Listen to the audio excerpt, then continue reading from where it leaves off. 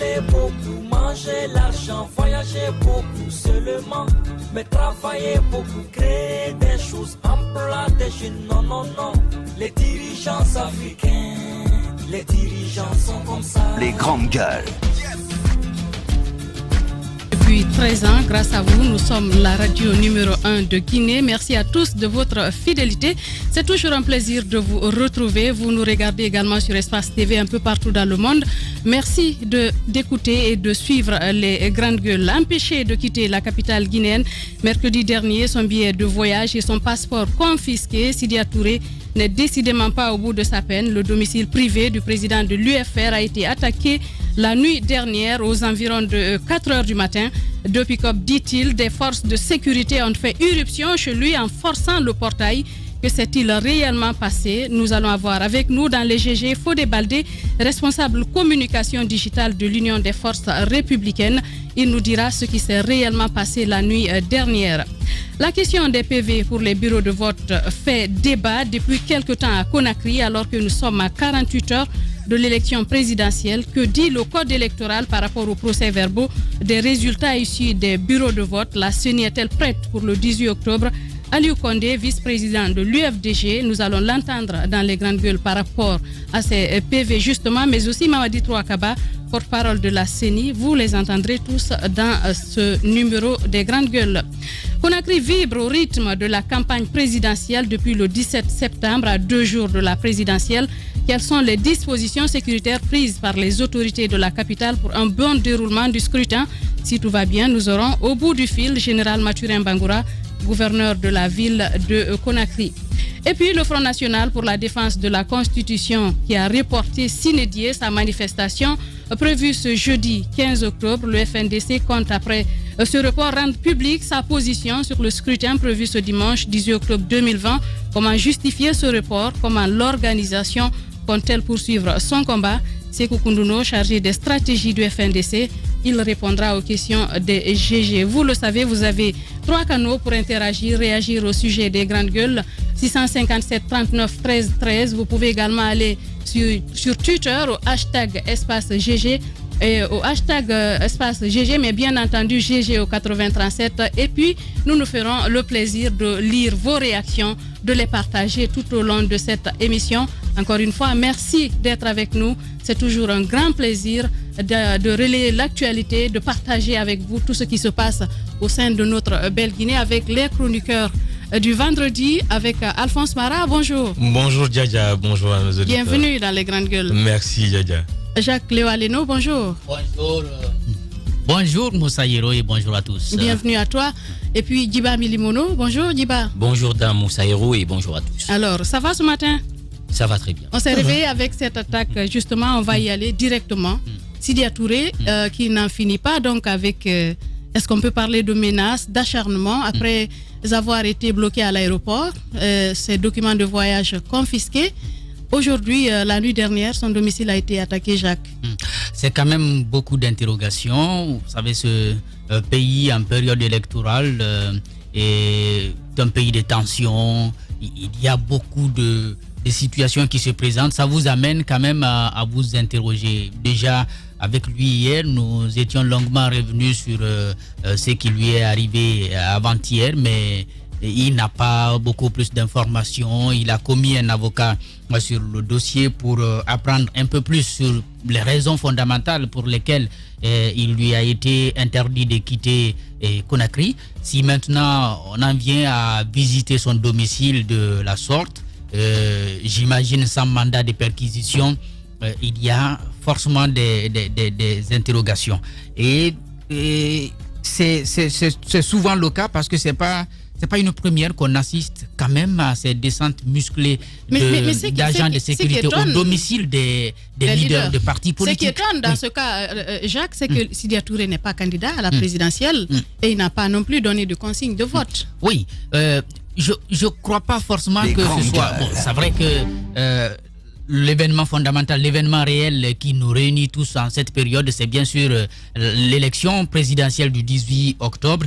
Mais derrière, vous avez toute une crise. C'est une crise qui nous a, qui a marqué cette période électorale, donc qui nous conduit à cette élection du 18 octobre. C'est qu'il y a un camp qui reste opposé à la candidature du président Alpha Condé. Sidya Touré est de ceux qui ont boycotté le scrutin, donc qui avait envisagé de protester hier, et finalement tout a été reporté et on n'est pas encore sûr sur les informations qui sont données. D'ailleurs, du côté du gouvernement, il n'y a pas de communication depuis que le passeport lui a été retiré à l'aéroport international de Conakry-Bessia, son billet aussi. Il n'y a pas eu de communication aussi bien du côté de la police, du ministère de la Sécurité, d'ailleurs, du ministère de la Sécurité, de la police de l'air et des frontières, ou bien du ministère de l'administration. En tout cas, le gouvernement dans son ensemble ne communique pas. Le procureur non plus ne parle pas, parce que si c'est un dossier judiciaire, le procureur pourrait prendre la parole pour dire nous avons des soupçons sur tel candidat, c'est pourquoi nous l'arrêtons. On essaye de répéter quelque chose qui s'est passé bien avant. Il dit qu'il n'y a aucune procédure judiciaire contre lui, mais qu'il ne comprend pas qu'on l'empêche de voyager. Il y a quand même, si vous voulez, une similitude. Vous savez, à la veille du 22 mars, il y a eu aussi des arrestations, des descentes musclées chez certains leaders, des activistes de la société civile. Vous vous rappelez, Koundouno et Ibrahima Diallo avaient été arrêtés à la veille de ces élections-là. Il y a eu également des arrestations de jeunes, mais c'était une arrestation, des enlèvements massifs dans la commune de Ratoma, des jeunes qui étaient interpellés et puis conduits à des destinations pour un départ inconnu, et par la suite on a appris que tout le monde avait été conduit du côté de Soronkoni. Il y a eu également des arrestations même à l'intérieur du pays. Je ne sais pas, peut-être sur la base des informations qui sont remontées au service de sécurité, ils organisent leurs opérations, mais encore une fois, si derrière il n'y a pas de communication véritable en direction de la population, on se retrouve dans une situation compliquée où chacun est libre de faire d'interpréter, donc d'aller à des supputations, comme c'est le cas aujourd'hui. L'UFR est libre de dire ce qu'elle pense de cette situation, et tous ceux qui, bien entendu, sont pour le respect des droits de l'homme vont avoir le même discours, puisque le gouvernement ou bien les services de sécurité qui agissent ne nous disent pas pourquoi ils en ont tant contre Sidya Touré. On a envie de dire panique totale à bord. Djiba Milimono, qu'est-ce qui se passe réellement? Oui, je crois que quand même à un moment donné, on peut faire le lien entre cette élection de dimanche et ce qui est en train de se passer, parce que si vous regardez un peu l'allure même de la ville, le climat qui prévoit actuellement, même si après on dit qu'il y a eu des mutineries au niveau du camp de Kindia et que des hommes seraient rentrés en possession des armes et en direction Conakry. Ce matin, vous constatez au niveau du pont 8 novembre la présence des hommes en uniforme, où tout est passé au laser. C'est vrai qu'on est très prudent sur la question, sur ce qui s'est passé à Kindia, notamment. On a appelé notre correspondant qui est en train de creuser. Donc, en attendant, nous sommes prudents sur ce qui s'est réellement passé. Sur ce qui est réellement passé. Maintenant, sur la question de Sidya, est-ce une opération d'intimidation? On l'a écouté hier à travers les grandes gueules, où il disait qu'il se reprochait de rien avec ce passeport qui a été pris à l'aéroport. Donc je crois aujourd'hui c'est au gouvernement. Nous avons une journée devant nous, c'est au gouvernement de faire un communiqué, une déclaration, peut-être pour balayer ce qui est en train de développer du côté de l'UFR. Maintenant, au-delà, je pense que Sidya Touré, même s'il n'est pas engagé dans le processus, mais n'oubliez pas que si nous prenons les résultats de 2010, de 2015, mais aussi les communales, les législatives de 2013, c'est quand même la troisième force politique du pays. Sidya Touré, aujourd'hui, je pense qu'il a quand même la voix au chapitre. Il a, même si on dit que les données politiques ont changé, c'est un homme quand même qui a des militants. Donc je crois qu'il a quand même un grand rôle à jouer dans ce processus. Mais est-ce que vous pensez que c'est la manière de draguer Sidya, à supposer qu'on veuille l'avoir dans son camp? Est-ce que c'est à travers des intimidations, à travers des menaces de ce genre Ce n'est pas une opération de charme. Je pense que c'est un message qu'on envoie au-delà même de Sidya à tous les autres leaders qui seraient engagés ou pas dans ce processus. Je pense que quand même qu'il y a un vent de panique qui peut-être pourrait s'emparer un peu de ceux qui tiennent l'eau du pavé. Mais au-delà, je crois que Sidia, aujourd'hui, on n'est plus dans cette posture de dire il faut aller vers une réconciliation avec le gouvernement en place. Vous l'avez écouté hier, il disait, bon, je ne regrette pas d'avoir travaillé avec Alpha Condé, mais ce qui est sûr, je pense qu'aujourd'hui, il faut aller de l'avant et passer à autre chose. Même si sur la question de consigne de vote en cas d'un second tour avec Cellou Dalein Diallo, il a été évasif sur la question. Donc je crois aujourd'hui c'est un homme quand même qui dérange, même s'il n'est pas engagé dans le processus. Et au-delà, c'est un message aussi on est en train d'envoyer aux voix dissonantes, aux personnes qui seraient engagées ou pas dans cette élection. Mais ce qu'il faut voir, je pense que cela peut avoir des implications. Parce que nous sommes dans un processus, dans une élection, et à quelques jours, les Guinéens vont aller aux urnes. Je crois qu'on n'aurait pas à gagner en organisant des élections dans un climat délétère. Donc il faudrait quand même éviter que quelque chose vienne plomber cette atmosphère déjà d'entente. Qu'il est déjà, Dieba. Oui, c'est plombé. Mais sauf qu'aujourd'hui, s'il y a quand même, il faut le dire quand même, il y a tout un ensemble de citoyens aussi qui s'identifient à lui. Il devrait aujourd'hui, je pense que le président de la République, même lui, n'aurait pas à gagner à ce qu'un opposant quand même de la trame de Sidia soit inquiété dans le pays. Et justement, quel message cela renvoie à l'international? Déjà que nous avons beaucoup d'interpellations, je veux dire des institutions internationales qui demandent aux autorités guinéennes, à toutes les parties prenantes du processus de mettre la balle à terre, de faire attention. Quel message cette menace peut renvoyer par rapport à l'image de la Guinée à l'international? Cette image, l'image que la Guinée, le gouvernement guinéen se donne la peine d'envoyer, c'est qu'elle n'est pas sereine. Le gouvernement a peur. Parce que hier, Sidia a tenu à jouer la carte de la prudence quand il est sorti dans les grandes gueules. La question de savoir si c'est une séquestration, il a dit non. La question de savoir si c'est en danger, il a dit non.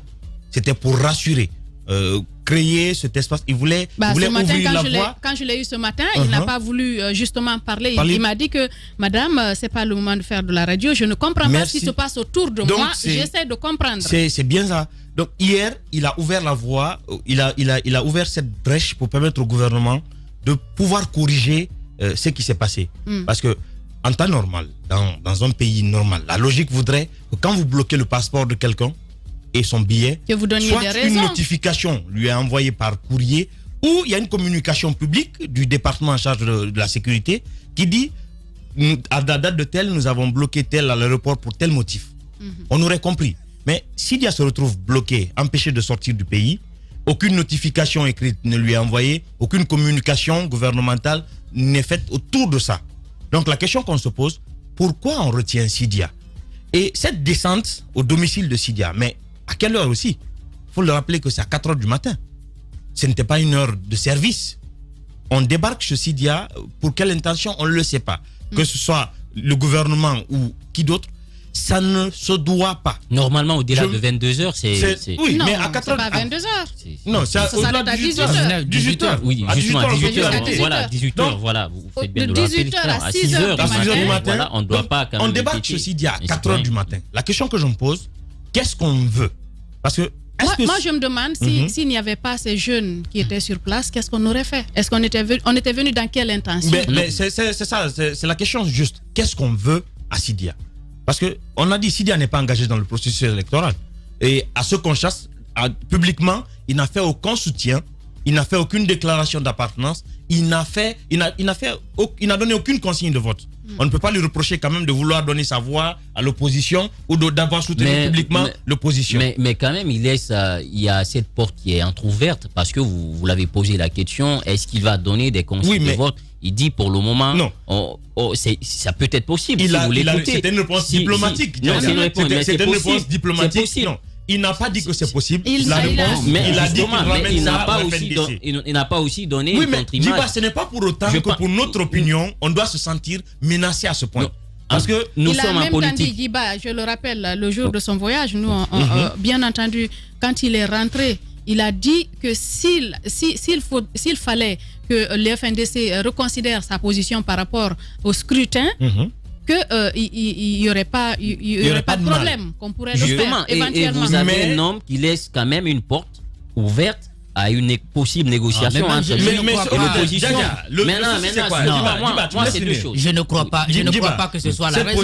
Cette position quand même ne peut pas faire trembler le gouvernement au point d'aller menacer la personne de Sidia. Non, je ne crois même pas que ce soit la raison fondamentale. Si par exemple, on veut s'en prendre à un leader politique parce que c'est quelqu'un qui pourrait jouer à notre défaveur, mais ça c'est Lou, parce que lui il est candidat, c'est lui qui demande le suffrage des Guinéens. C'est pas Sidia Touré. Sidia Touré, même si on sait c'est quoi les consignes dans ce pays. C'est pas parce que le leader va dire voter pour tel que ça va se suivre. Il y a aussi la perte de l'anticipation. Non, les gens, ne l'oubliez pas. Même si après on dit que Cellou Dalein Diallo recrute à des voix. C'est vrai qu'avec les 44% et autres, mais n'oubliez pas que dans l'espace politique guinéen, Sidia Touré a la voix au chapitre. Sidia bien sûr la voix au chapitre. Voici ce que je vois. Mais je termine sur ça. Peut-être c'est une chose. Est-ce une diversion ou une tentative de dissuasion de Sidia Touré? En tout cas, ça donne à réfléchir. Ce que moi je vois dans cette manœuvre, je ne comprends pas, Djiba. Comment vous pouvez parler de diversion ou de tentative de dissuasion? Qu'est-ce que vous voulez dire? C'est qui est en train de se passer. Est-ce qu'il faut amener Sidia aujourd'hui à se dire, bon, avec tout ce qui se passe, cette pression dont je fais aujourd'hui l'objet, je me tais. Ouais. Ça peut être un scénario. Il ne faut pas l'oublier. Nous sommes en politique, peut-être que nous, dans nos subconscients, en tant que... Vous pensez que Sidia a intérêt à se taire? Ou bien à commanditer la descente des policiers? C'est possible qu'il puisse garder sa neutralité dans ce processus. Avec ce qui est en train de se passer. Maintenant, sur la question de la diversion, puisque vous me posez cette question sur la diversion, quand même, vous savez que si nous prenons l'actualité, beaucoup de choses sont en train de se dérouler aujourd'hui. Souvent, dans ce pays, lorsque l'attention des Guinéens, lorsqu'il y a un sujet qui cristallise les attentions, qui polarise les attentions, on a un gouvernement quand même qui gagne du temps, qui quand même peuvent se lancer dans des opérations pour attirer l'attention sur un fait et de l'autre côté prendre de large. Donc il ne faut pas oublier cet aspect-là. Tout est possible dans ce scénario. Diversion ou tentative de dissuasion de Sidia, c'est possible parce que c'est un homme aujourd'hui, comme vous l'avez dit, n'est pas engagé dans ce processus. Voilà. Moi, ce que je vois, c'est un gouvernement qui veut vraiment, si vous voulez, convaincre tout le monde de l'idée selon laquelle nous sommes en insécurité. C'est tout. Je pense que si on suit très bien les démarches qui ont été, n'est-ce pas, les siens depuis l'approche de ce scrutin, on peut bien le comprendre. La fermeture des frontières, par exemple, et puis le président de la République qui fait une communication. C'est pour ça que je parlais de panique à bord. C'est pas la manière. Pour dire il y a une menace qui viendrait de la Guinée-Bissau, de la Sierra Leone, et puis on ferme avec le Sénégal. Je pense qu'on est toujours dans cette logique pour faire comprendre aux Guinéens il y a danger et nous sommes dans l'obligation de faire face à nos responsabilités régaliennes, donc de protéger le Guinéen, de protéger la Guinée, de défendre donc l'intégrité du territoire. Alors, en ce moment, on procède à certaines opérations qui n'obéissent pas aux règles et aux procédures judiciaires en la matière. Je crois que c'est ce que nous sommes en train de vivre. Fodé Baldé en direct dans Les Grandes Gueules. Les Grandes Gueules. Bonjour Fodé Baldé. Bonjour. Bienvenue chez Les Grandes Gueules. Alors Fodé, nous avons appris ce matin que votre leader a reçu, n'est-ce pas, des hommes armés à son domicile. Vous nous confirmerez tout ceci et puis explication peut-être comment c'est arrivé. Ok, je voudrais d'abord, avant de passer à l'expression des faits, faire une précision importante. Ce dont le président Sidia Touré a été victime à l'aéroport s'appelle un vol. Il y a un commissaire, le commissaire central de l'aéroport qui a volé le passeport du président Sidia Touré. Et puis après, nous avons constaté une confiscation. Ceci étant, revenant aux faits d'hier à 4h du matin, les faits se sont déroulés, comme je l'ai dit tantôt, à 4h du matin, lorsque des jeunes du parti, bien sûr, sur la conduite du responsable des jeunes à la personne de Ousmane Toro Souma, à qui nous rendons vraiment un hommage vibrant aujourd'hui, pour les efforts vraiment fournis, parce que lui, on ne saurait mesurer ce dont le président Sidia Touré aurait été victime. C'est aux environs de 4 heures que les jeunes ont aperçu des pick-up sillonnés autour de la résidence du président Sidia Touré. Alors, tout de suite, il a alerté son dispositif sécuritaire, qui était là, bien sûr, pour assurer la sécurité du président, pour que tout le monde prenne position, on ne sait pas qu'est-ce qui peut se passer. Donc, après, on a constaté qu'il y a deux pick-up qui sont venus à la rentrée de la résidence du président, qui ont stationné. D'autres, des personnes en cagoule sont descendues.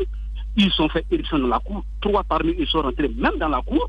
Et les jeunes sont sortis de partout pour pouvoir les repousser. Et c'est ainsi qu'ils ont pris la fuite. Voilà. Voilà comment Fodé Baldé, est-ce que vous avez pu prendre des images? Est-ce que vous avez pu identifier des personnes? Ou bien ne serait-ce que l'immatriculation de ces véhicules? Tout à fait. Comme je le disais tantôt, il y a un dispositif sécuritaire qui a été mis en place par Genève. Donc, tout est pris en compte. Et exactement, nous avons pu prendre des images et parmi les images, nous avons une photo d'un véhicule VA immatriculé 5722A qui aujourd'hui fait partie des véhicules qui sont venus aujourd'hui pour attaquer la résidence du président Sidya Touré.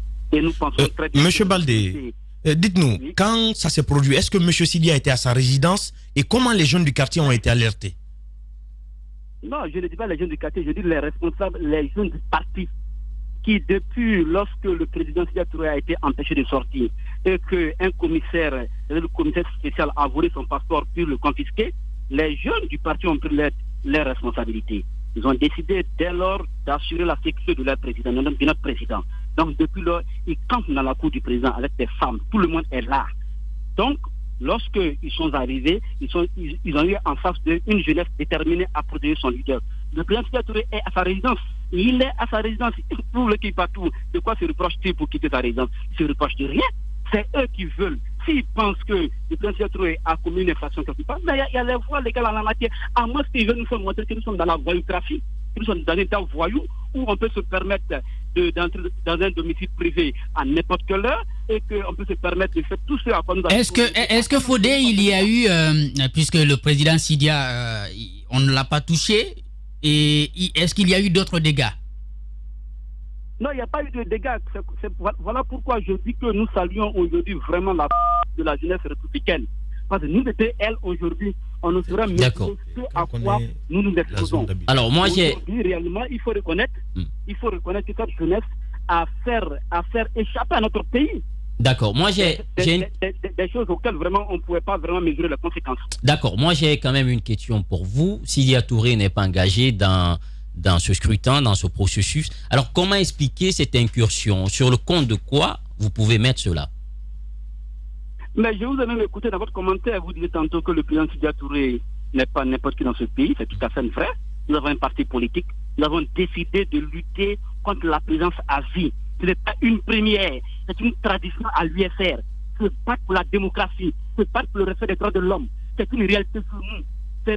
Nous l'avons fait avant 2000, nous l'avons fait avec Alpha Condé. Nous allons le faire contre lui. Et nous martelons, il ne sera pas président pour un troisième mandat dans ce pays-là. Ce n'est pas en intimidant le président Sidya Touré qui pourrait arriver à ses fins. Non, il ne pourra pas arriver à ses fins. Parce que le peuple de Guinée va se dresser contre cette forfaiture de trop. Donc, qu'il reste, qu'il comprenne qu'il est vraiment, il est en train de savourer vraiment les dernières heures de son pouvoir. Très certainement. Parce que le peuple de Guinée n'acceptera pas un troisième mandat pour Alpha Condé. Ce n'est pas en persécutant le président, en bloquant son passeport.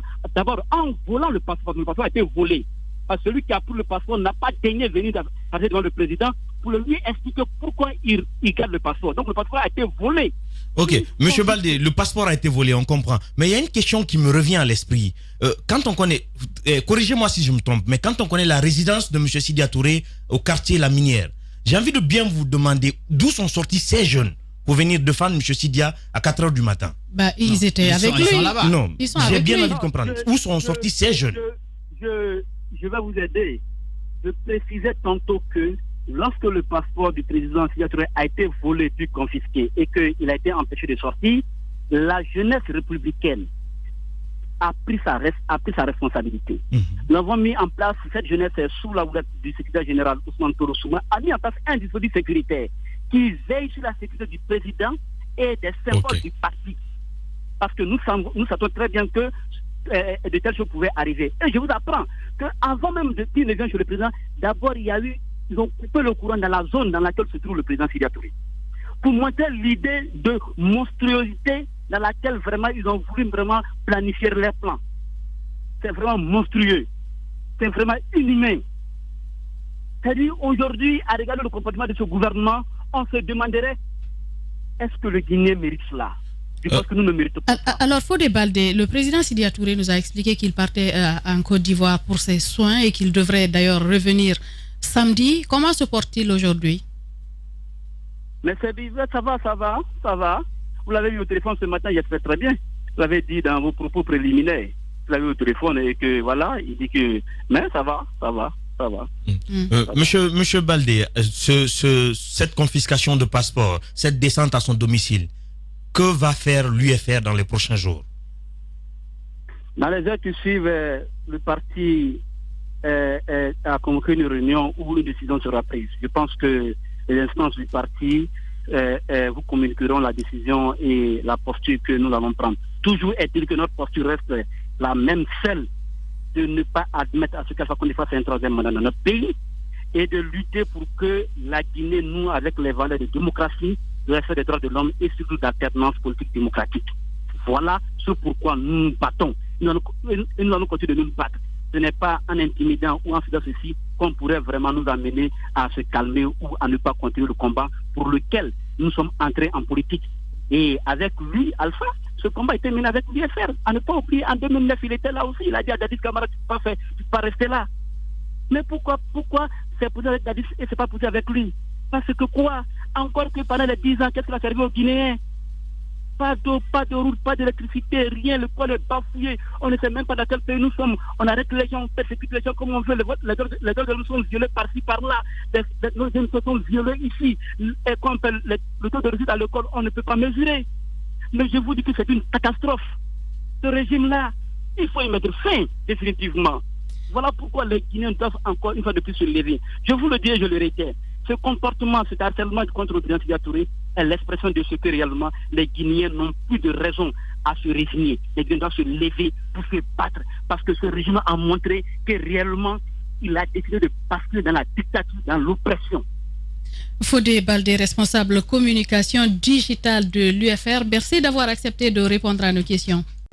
Les journalistes accoucheurs de vérités diverses, pertinents et rusés, sans langue de bois, cultivés, nécessaires pour des journalistes. Les grandes gueules, des personnalités acquises par le travail, ce qui leur donne poids et légitimité à interviewer tout le monde. L'épopée des grandes gueules ou le socle de la liberté d'expression en Guinée depuis plus de 10 ans.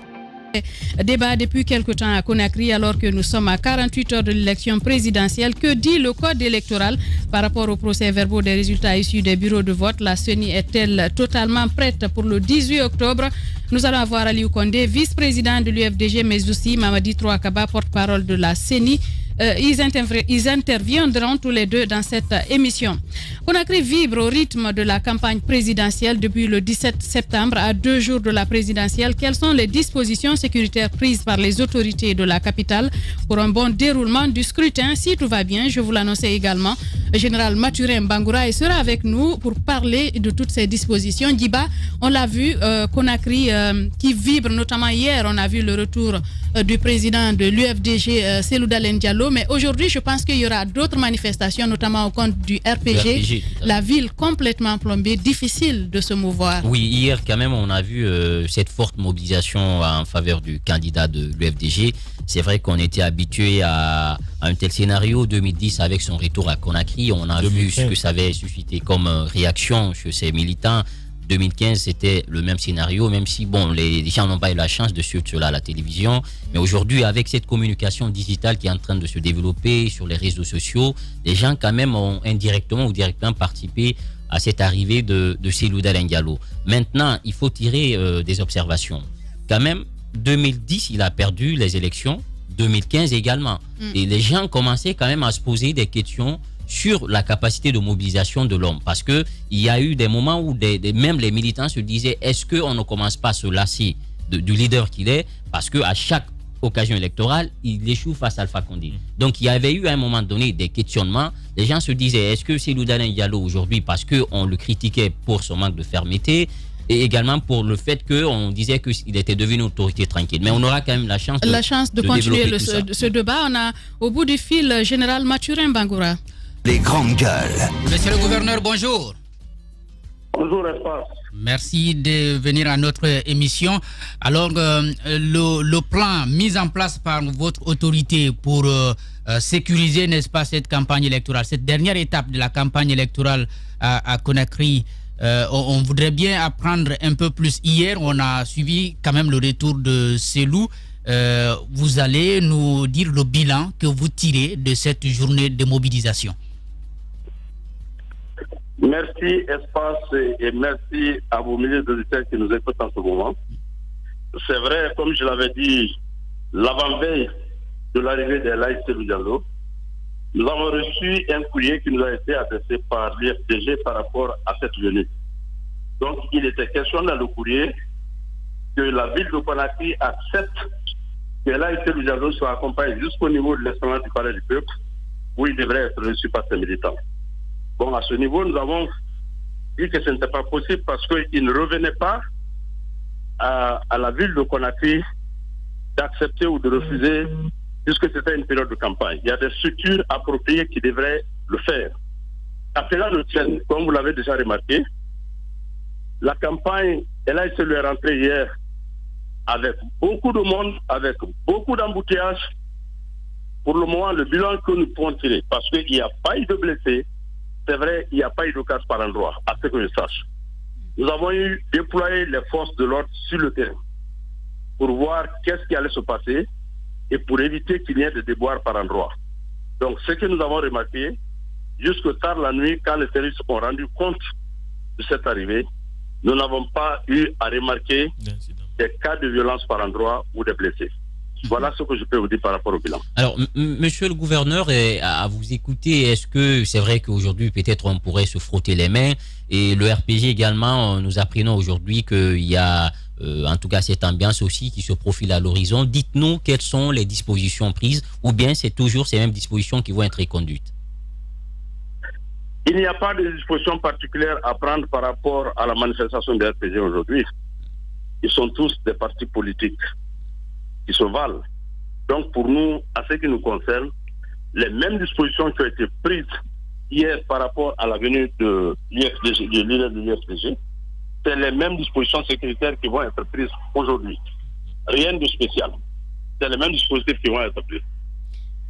Rien de spécial, bien entendu, il y a la veille du scrutin, il y a le jour du scrutin et l'après-scrutin, mais je pense qu'il y a plus de dispositions, plus de peut-être de mobilisation. Justement, nous avons parlé de la journée d'hier, d'aujourd'hui. Nous voulons continuer avec vous parce que vous êtes la première autorité quand même de la ville de Conakry. Nous voulons savoir, il y aura plus de mobilisation peut-être d'agents des services de sécurité pour la ville le jour du scrutin, mais aussi pour l'après-scrutin jusqu'à ce que les résultats soient proclamés. Oui, puisque nous parlons pour un premier temps de la campagne, je dis que c'est le même dispositif qui a été mis en place hier. C'est le même dispositif qui va continuer aujourd'hui. Parce qu'aujourd'hui, demain, ça va être l'avant-veille, la veille des élections. Aujourd'hui, l'avant-veille, c'est les mêmes dispositifs qui ont été pris hier. C'est les mêmes dispositifs que nous allons reconduire aujourd'hui. Quant à la veille des élections et au jour des élections, il vous souviendra qu'au niveau de la sécurité, le général Baldé, l'officier de la gendarmerie qui s'occupe du maintien d'ordre à la matière par rapport à ces élections. La sécurisation de la police, la sécurisation des élections. La sécurisation, à ce niveau, les dispositions sont déjà prises par toutes les autorités policières et de gendarmerie qui vont être déployées sur le terrain par rapport à ces élections. Donc, c'est des services déjà qui sont habitués à ça. Toutes les fois qu'il y a des élections, que ce soit présidentielles, que ce soit législatives ou communales, c'est ces services-là qui vont être déployés sur le terrain. Donc, à ce niveau, il y aura du spécial. Parce que, vous le savez, en 2010, entre les deux tours, il y a eu assez de tensions. Et quand on fait une analyse de la situation du moment, on se rend compte que c'est les mêmes tensions. Cette année, il y a plus de tensions qu'en 2015.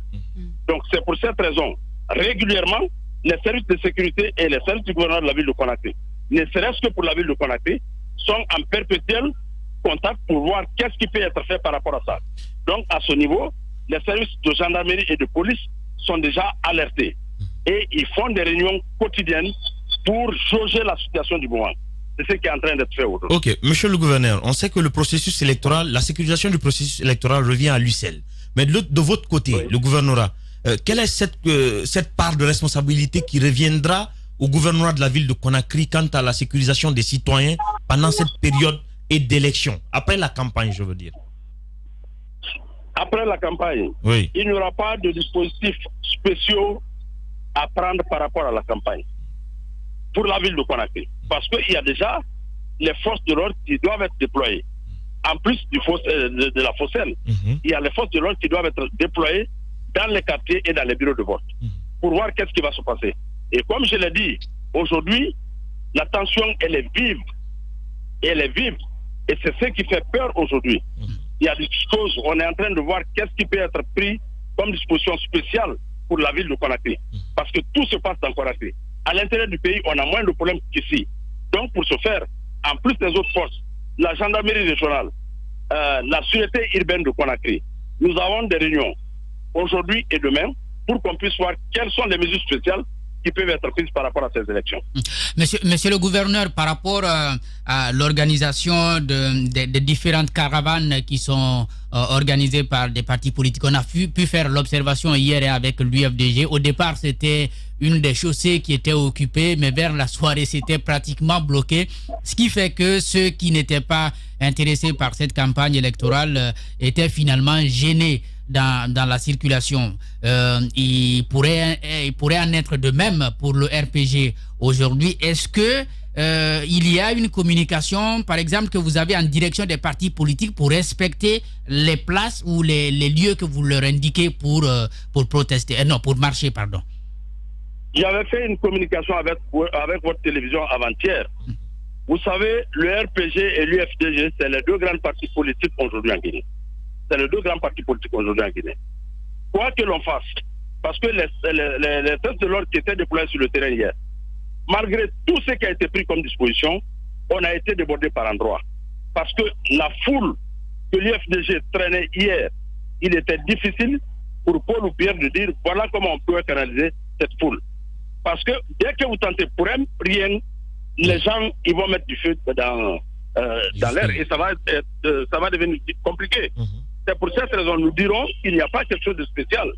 Quant à dire aux gens, à la population qui va à ses affaires, de ne pas sortir, il va être difficile pour nous de dire aux gens de rester à la maison. Parce que tout le monde, vous savez, les Guinéens vivent du jour le jour. Oui. Donc il sera difficile pour nous, autorités de la ville de Conakry, de donner des instructions spéciales. On fait le sacrifice. À la caravane. Oui.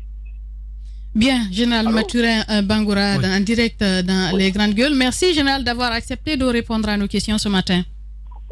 Merci.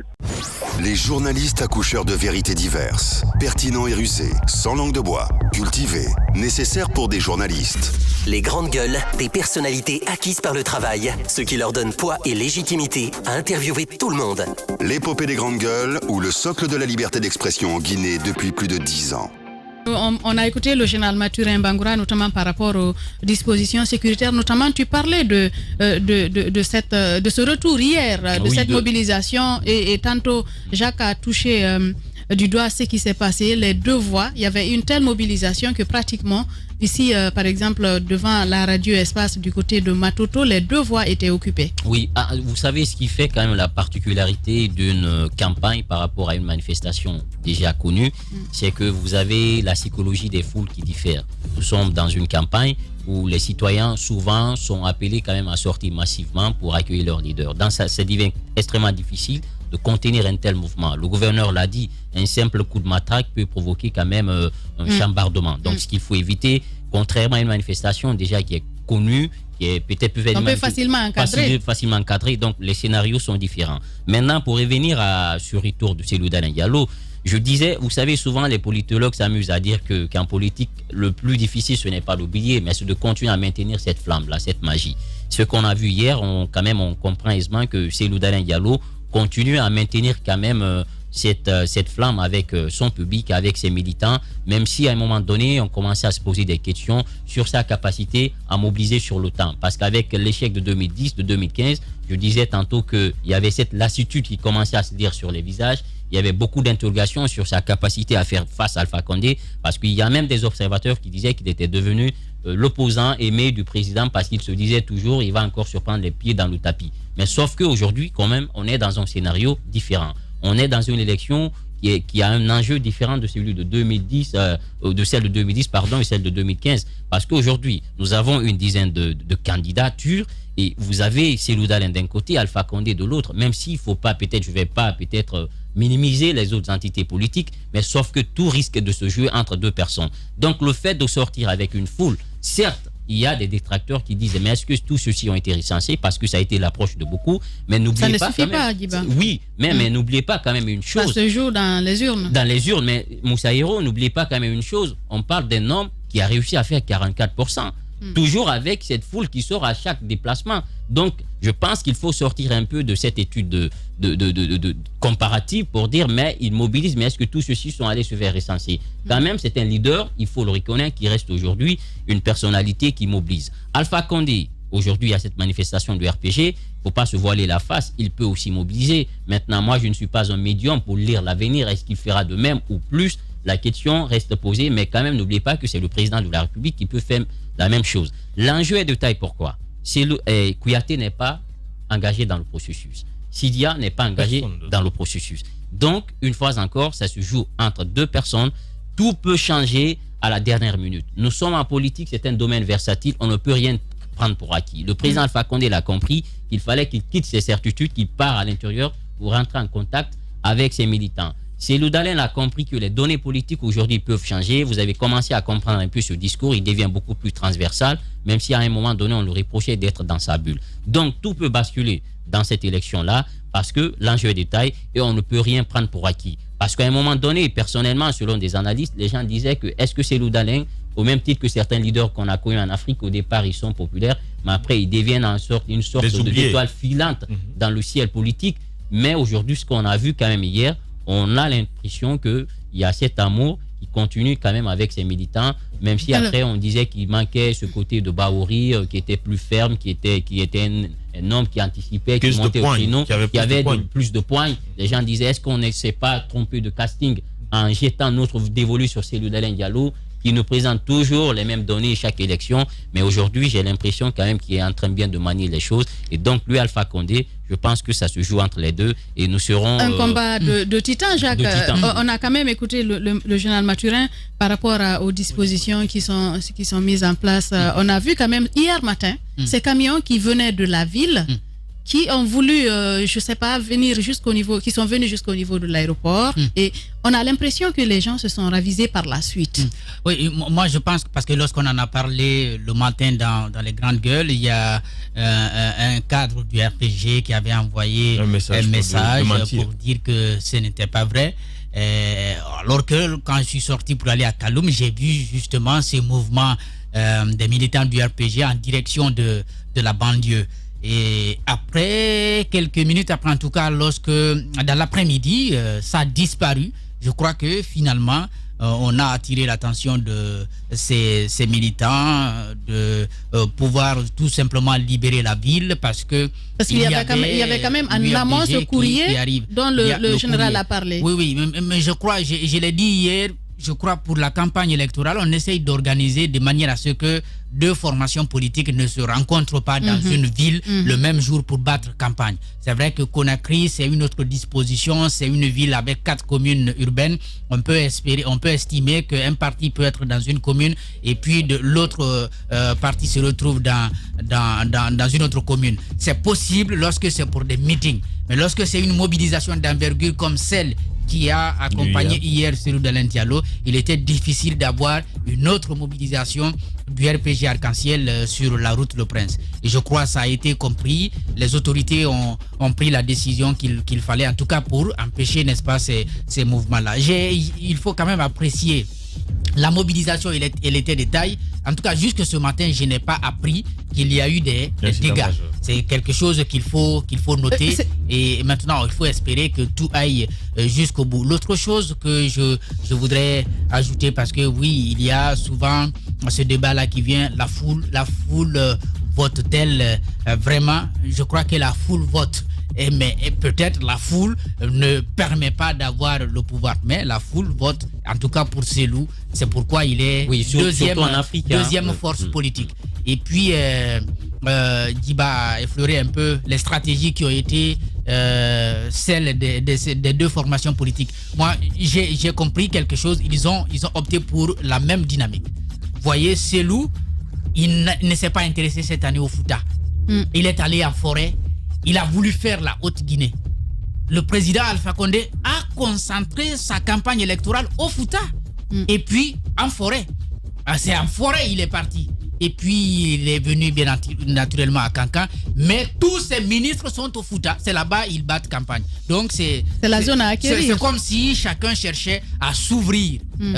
Alpha qui cherche à s'ouvrir au Fouta et Cellou qui veut s'ouvrir vers d'autres régions parce que on le dit souvent, il a un électorat constant mais qu'on essaye de loger dans une région donnée. Jacques Lewa Leno, continuez donc à réagir à nos sujets. Vous connaissez les canaux habituels 657 39 13 13, GG au 80 37, mais aussi sur Twitter #espace GG. Nous ferons le plaisir de relayer vos messages juste après la pause. Chez les GG, nous pensons comme JMJ. Dire la vérité. La vérité, qu'elle plaise ou qu'elle blesse, est une pertinente attitude de sagesse. Le journalisme est la plus grande aventure humaine car il est mission, passion, vision, interrogation, immersion, quête de vérité et conquête d'objectivité. Écoutez les GG tous les matins sur Radio Espace en simultané sur Espace TV, Espace Région Bokeh, Labé, Zérékoré, Kindia sur 99.7, Cancan sur 99. Les grandes gueules sur Espace ou la messe des sans-voix.